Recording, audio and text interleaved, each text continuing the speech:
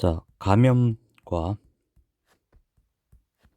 감염 관리에 대해서 한번 살펴봅니다. 감염이라고 하는 것은 병원 미생물이, 그러니까 예를 들어 세균이라고 칩시다. 병원 미생물이 숙주의 점막의 표면, 그러니까 표면에 붙거나 아니면 숙주세포 안으로 들어와서 증식하는 것을 우리가 감염이라고 이야기합니다. 즉, 어떠한 증상이 나타나야지만 감염이라고 하는 게 아니란 얘기죠.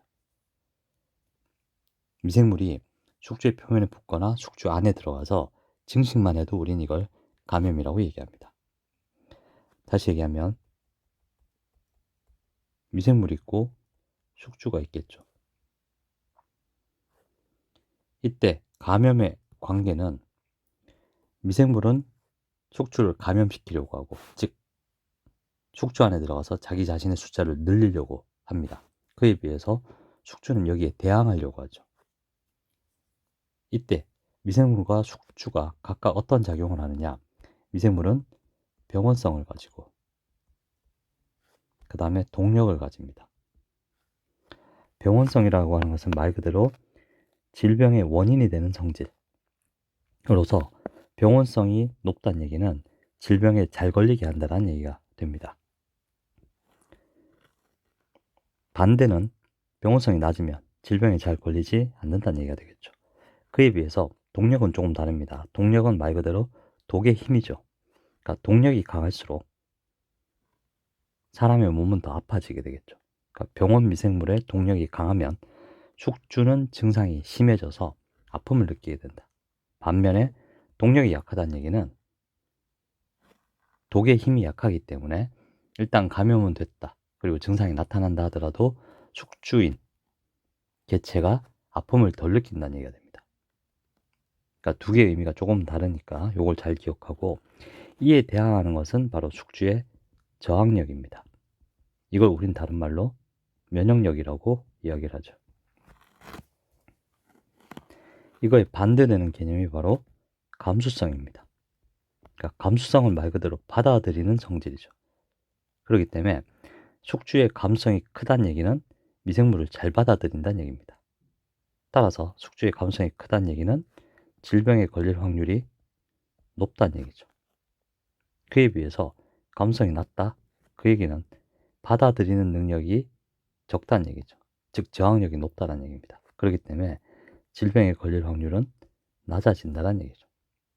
그래서 우리가 감염의 3요소를 이야기할 때 감염의 3요소는 첫 번째 감염원, 즉 감염을 일으키는 원인이 되는 거죠. 그러니까 병원 미생물이 여기에 속할 거고, 그 다음 두 번째 감염 경로입니다. 그러니까 감염이 되도록 하는 어떠한 과정, 이런 것들을 우리가 감염 경로라고 표현할 수가 있고, 그 다음 세 번째는 숙주의 감수성입니다. 앞서 얘기했듯이 숙주의 감수성이 높으면 질병에 걸릴 확률이 높다는 얘기죠. 그래서 이걸 감염의 3요소라고 얘기하고, 감염의 3요소가 중요한 이유는 감염이 이루어지려면 이 세 개가 모두 다 충족이 돼야 됩니다. 이 셋 중에 하나라도 없으면 감염은 이루어지지 않습니다. 그렇기 때문에 감염 관리 차원에서는 이 셋 중에 하나라도 없애려고 하는 게 감염 관리가 되죠. 즉 감염원이 없도록 우리가 한다든지, 아니면 감염 경로를 막기 위해서 마스크나 장갑이라든지 손소독을 한다든지, 이런 것들이 감염 관리가 되겠죠. 마찬가지로 숙주의 감수성을 없애기 위한 가장 좋은 방법은 감수성이 반대니까 면역력을 높이면 되겠죠. 이게 감염 관리의 기본이 됩니다. 그러니까 감염이 이루어지는 것이 어떤 것 때문에 이루어지는지를 알고, 그걸 거꾸로 이걸 없앰으로써, 어느 쪽이든 없앰으로써 감염을 막겠다라는 것이 바로 감염 관리가 됩니다.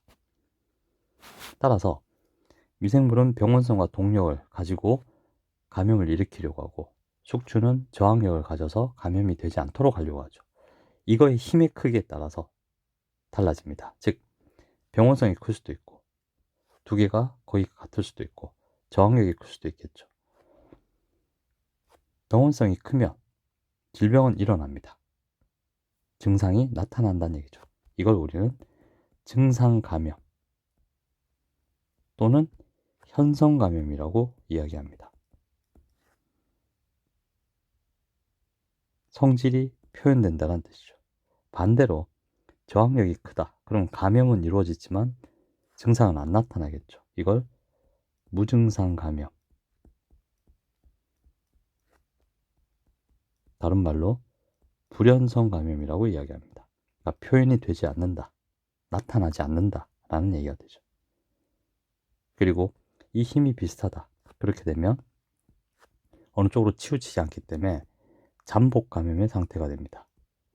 즉 힘이 비슷하기 때문에 미생물이 죽지는 않고, 그렇다고 증상이 나타나지도 않은, 그렇지만 언젠가는 숙주의 저항력이 약해지면 감염을 일으킬 수 있는 상태, 그걸 잠복 감염이라고 이야기를 합니다. 이게 이제 감염과 감염 관리의 관계가 되겠죠. 자, 그러면 병원 미생물이 감염을 일으키도록 하는 과정을 한번 살펴봅시다.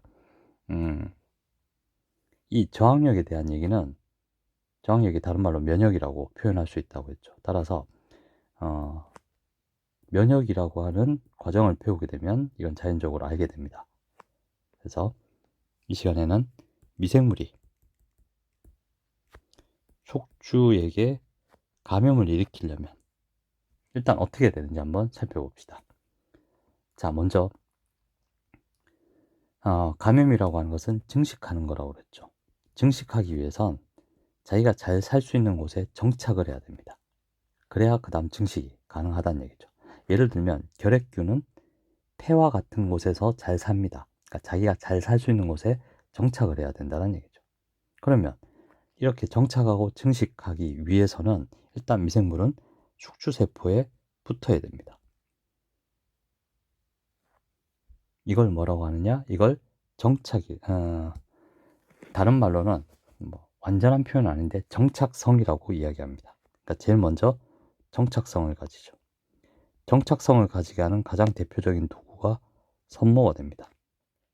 세균에게 있어서 선모는, 이건 긴 꼬리는 편모라고 얘기하고, 이건 편모죠. 이렇게 잔털 같은 걸 선모라고 얘기하는데, 이 선모가 숙주세포에 흡착하도록 하는 역할을 합니다. 그 다음 뭐 그 이외에 균체 표층에 있는 다당류나 단백질 같은 것도 여기 속하고, 그 다음에 리포테이코산이라고 해서 테이코익 액시드인데, 리포테이코산은 주로 이제 그람 양성균이 많이 가지고 있습니다. 그람 양성균은 대부분 펩티도글리칸으로 되어 있죠. 그 이외에 테이코산 같은 것들로 들어가 있습니다. 따라서 이런 거 역시나 흡착하는 역할을 한다는 얘기죠. 그 다음에는, 자, 붙었죠? 이제 들어갑니다. 들어가서는 이제 뭐 해야 되느냐? 이동해야 되죠. 이동할 때 사용되는 게 아까 했던 편모가 됩니다. 그러니까 편모를 이용하면, 이제 편모를 운동하는 꼬리에 해당하는 거기 때문에 편모를 이용해서 내가 원하는 것까지, 세균이 원하는 곳까지 이동을 할 수가 있다는 얘기죠.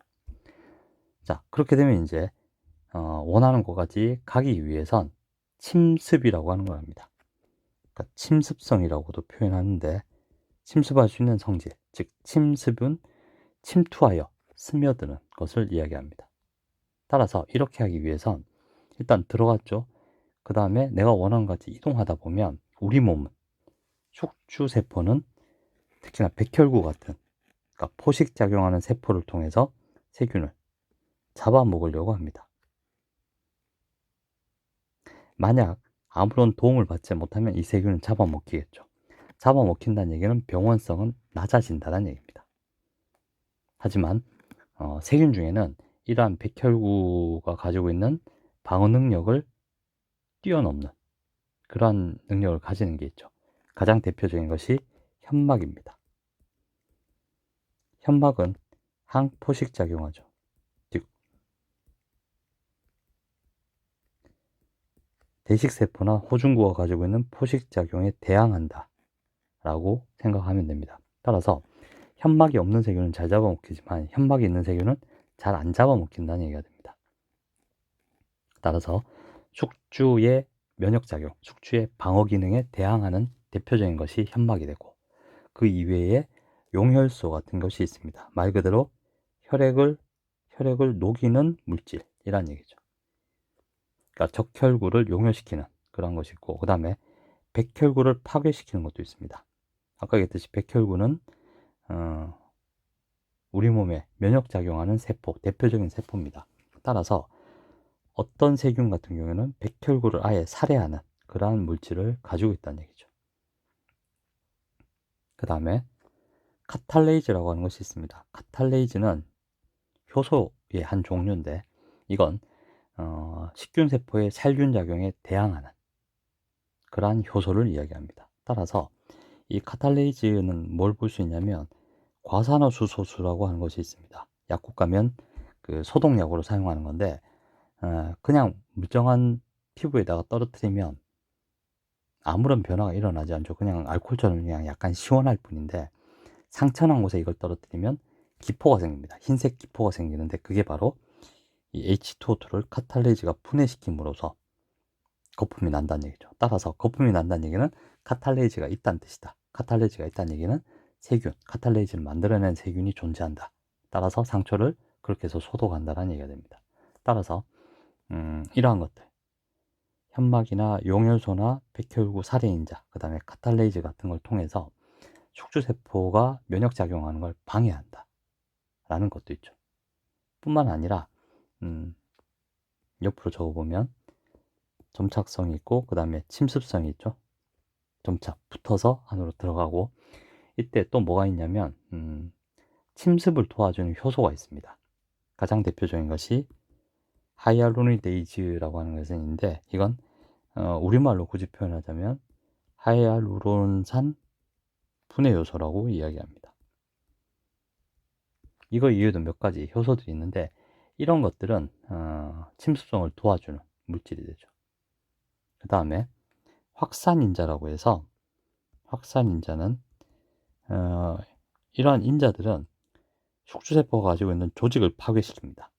조직을 파괴시킴으로써 이 조직 안에 있는 콜라겐을 분해시키죠. 그러니까 이걸 이용해서 살아갈 수 있다는 얘기. 대표적인 것이 콜라겐에이즈라고 해서, 콜라겐은 이렇게 씁니다. 콜라겐이죠. 여기에 효소를 의미하는 AS를 붙여서 콜라겐을 분해하는 효소. 이런 것들이 여기에 속한다는 얘기죠. 자, 이제는 침습했죠. 그 다음 뭐 하느냐? 그 다음은 증식합니다. 아까 얘기했듯이 침습하여 정착하고 나면 자기 숫자를 늘리겠죠. 그러니까 증식성도 가진다는 얘기입니다. 그 다음 마지막으로 증식을 하다 보면, 즉 세균이 자라기 위해선 에너지가 필요합니다.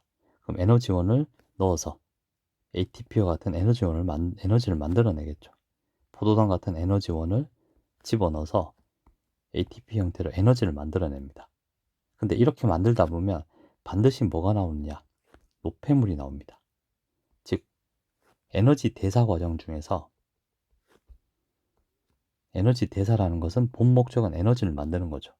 하지만 그러니까 에너지는 1차 대사산물이 됩니다. 내가 원하는 프라이머리한 목표하는 대사산물이죠. 하지만 이 과정 중에서 어쩔 수 없이 노폐물 등등이 나옵니다. 이걸 우리는 2차 대사산물이라고 이야기하는데, 노폐물뿐만 아니라 다른 물질도 나옵니다. 근데 그 물질이, 특정 물질이, 그 어떠한 물질이 사람에게는 독으로 작용할 수 있다는 얘기죠. 이걸 우린 독소라고 표현합니다. 따라서 붙고 들어가서 정착하여 증식하죠. 이렇게 되면 이 증식하는 과정 중에서 아까도 얘기했듯이 뭐가 나오느냐? 독소가 나옵니다. 즉 병원 미생물은 독소 생산성이 있죠. 독소 생산 능도 있습니다. 같은 말인데 그렇게 있는데, 따라서 미생물이 만들어내는 물질인데 사람에게 해가 되는, 그래서 그 숙주가 항체를 만들도록 하는 걸 독소라고 이야기합니다. 독소는 두 가지가 있는데, 외독소가 있고 내독소가 있습니다. 말 그대로 외독소는 만들자마자 바깥쪽으로 내보내는 독소가 되고, 내독소는 세균이 가지고 있는 독소인데 이건 그 세균이 죽어야지만 독으로 표현이 된다는 얘기죠. 내독소는 LPS가 대표적인 내독소입니다. 그러니까 LPS는 지질다당류라고 얘기해서 누가 가지고 있느냐? gram 음성균이 가지고 있습니다. gram 양성균 같은 경우에는 gram 양성균과 gram 음성균이 있죠. 이건 세포벽의 주성분인 펩티도글리칸이 두꺼운 층은 양성균이고 얇은 층은 음성균입니다. 대신에 이제 얇은 층인 음성균은 나머지 2층인데 2층을 우리가 외막이라고 이야기하고 명칭이 외막이고 이거의 재료가 LPS가 됩니다. 지질다당류라고 이야기를 하죠. 이 지질다당류가 사람에게는 독으로 작용합니다. 따라서 지질과 당이 합쳐진 지질다당류가 내독소로 작용하고 그에 비해서 외독소는 단백질이 주를 이룹니다. 근데 단백질의 특징은 뭐다? 단백질의 특징은 열에 약하다는 얘기죠. 그렇기 때문에 외독소는 열에 약합니다. 그래서 독소를 만들어내는 능력까지 이렇게 세균은 가지고 있죠. 그래서 세균이 감염을 시키기 위해선 정착성, 침습성, 증식성, 그 다음에 독소 생산성까지 가지고 있죠. 이런 것들을 갖고 있어서 들어와서 항포식량을 피해서 자기가 살 수 있는 곳에 정착해서 독소를 만들어내는, 그래서 질병에 걸리죠. 그러니까 병원성이 높아지고 그 독소가 어느 만큼 세냐 강하냐에 따라서 독력이 강하다 그렇지 않다 라고 표현할 수 있다는 얘기입니다.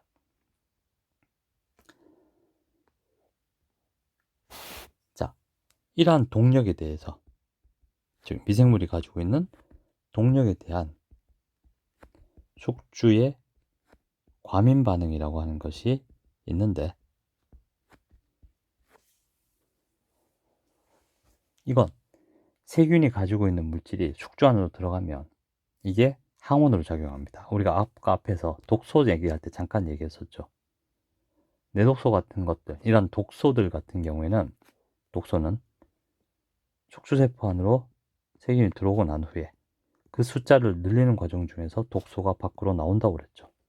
그러면 이 독소를 우리 몸은 인지합니다. 그러면 이런 것들을 우리 몸은 뭘로 인식하느냐? 항원으로 인식하죠. 이 원은 원인입니다. 항은 안티라고 얘기하고 원인은 영어로 젠을 씁니다. 그래서 안티겐 또는 안티젠이라고 얘기하는데 우리 몸은 이 외래 물질을 항원으로 인식하죠. 그렇게 함으로써 뭐를 만들어내느냐? 항체를 만들게 됩니다. 즉 독력에 대한 숙주의 과민 반응은 세균의 물질이, 그러니까 세균이 만들어내는 독이죠, 독. 이 독의 힘에 의해서, 독력에 의해서 우리 몸은 과민 반응을 보이게 되죠. 즉 항원으로 인식해서 항체 같은 걸 만들어낸다라는 얘기가 됩니다. 자, 마지막으로 감염병의 임상적 단계가 있습니다.